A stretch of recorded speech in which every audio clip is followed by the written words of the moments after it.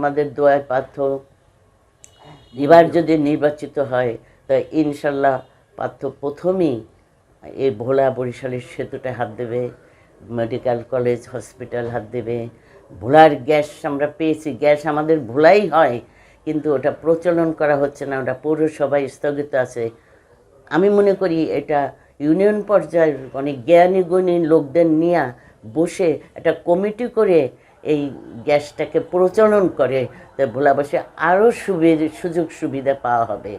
তারপরে শিক্ষার প্রতিষ্ঠান নাজির রহমান মঞ্জু এই ভোলাকে প্রায় ৮০-৯০টা শিক্ষার প্রতিষ্ঠান করছিলেন, ওটা অনেক মানে ক্ষয়ক্ষতি হয়ে গেছে।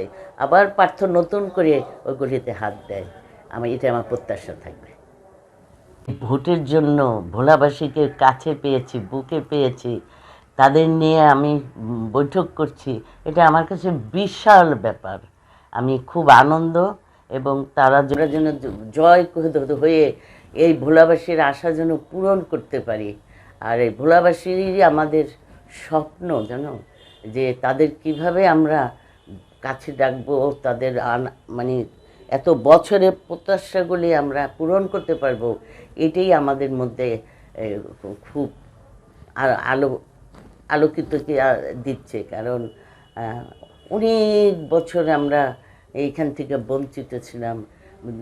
বিগত সরকারের যে প্রভাবশালী নেতা ছিলেন, উনি আমাদের ভোলাবাসীকে একদম তুচ্ছ করে রাখছেন, তাদের কোনো উপকারে উনি আসেন নাই। এটাই আমাদের অত্যন্ত বেদনা।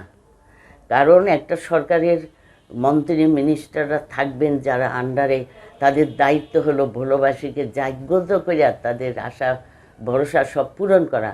উনি 20টা বছর তাদের একদম দূরে সরায় রেখে কোনো উন্নয়নের কাজে না এসে তাদের আত্মীয় স্বজনকে বিশাল অর্থ বানাইয়ে তাদের দেশ বিদেশে পাঠিয়ে দিয়েছেন।